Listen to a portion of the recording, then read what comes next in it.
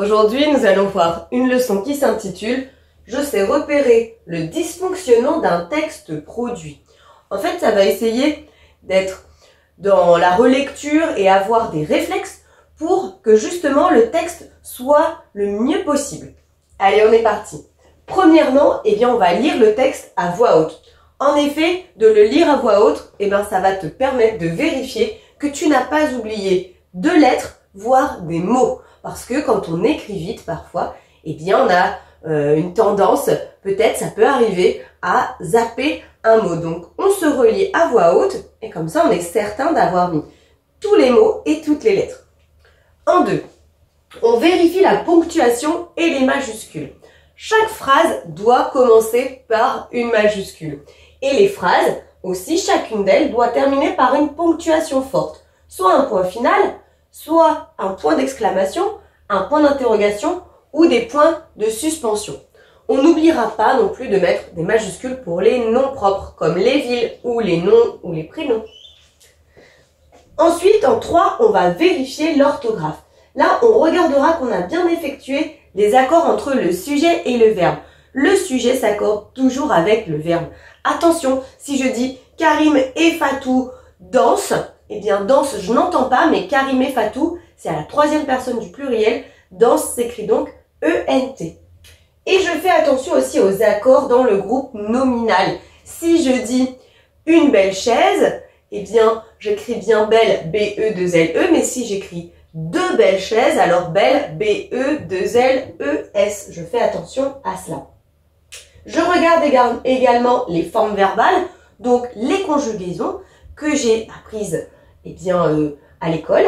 Et je regarde dans le dictionnaire si j'ai une hésitation sur un mot. Si je me demande comment s'écrit ce mot, je vais vérifier dans le dictionnaire et je n'hésite pas à demander à un adulte éventuellement la définition ou s'il faut un M ou deux M. C'est un peu compliqué parfois. Et pour terminer, en 4, je recopie le texte au propre. Je relis alors mon texte corrigé et je le recopie surtout proprement et lisiblement. Lisiblement veut dire de manière claire. Et pour le recopier lisiblement, je m'aide des lignes qu'il y a sur la feuille ou sur le cahier. À toi de jouer à présent. J'ai mis au tableau un exercice dans lequel tu dois corriger les erreurs d'un texte. Imaginons, c'est un petit texte que j'ai écrit au brouillon. Et donc, pour t'aider, j'ai souligné les endroits où il y a des erreurs. Donc, dans un premier temps, on va essayer de les corriger. Tu es prêt? C'est parti. Le lundi, qu'est-ce qui peut poser problème? C'est un début de phrase. Je dois donc avoir une majuscule 1. Et hop là. Le lundi, nous sommes arrivés à 16 h. Nous sommes arrivés. Pourquoi, selon toi, j'ai souligné arriver? Parce que c'est l'auxiliaire être et donc, quand c'est avec l'auxiliaire être, on doit accorder avec le sujet. Le sujet ici, c'est nous. 16 h. 16 h, effectivement, 16, 16 h, c'est au pluriel. Nous avons pris goûter. Nous avons pris le goûter. Là, ici, j'ai oublié un petit mot. Nous avons pris le goûter et nous sommes partis. Dans ce cas ici, je l'ai bien écrit tout à l'heure, mais pas cette fois. J'ai oublié un S. Nous sommes partis nous balader à la plage. Pourquoi à la plage ici pose problème?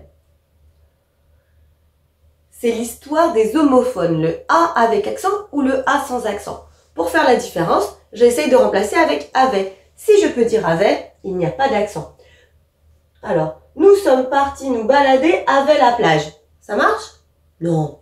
Vu que je ne peux pas dire avait, alors je mets un accent. J'avais pris les grandes pelles. Et ici, c'est bien l'accord dans mon groupe nominal qui pose problème. Les pelles, elles sont au pluriel. Donc là, j'ai bien mis au féminin, mais j'ai oublié la marque du pluriel, les grandes pelles. Donc, une fois que j'ai corrigé mon brouillon, je me relis encore une fois à voix haute pour être sûr de rien avoir oublié. Le lundi, nous sommes arrivés à 16 h, nous avons pris le goûter, nous sommes partis nous balader à la plage, j'avais pris les grandes pelles. C'est bon. Et enfin, une fois que j'ai procédé à toutes mes corrections, je peux recopier mon texte lisiblement. Si c'est encore un peu compliqué, tu n'hésites pas à pratiquer avec les exercices en ligne. Mais j'espère que c'est quand même plus clair. À bientôt.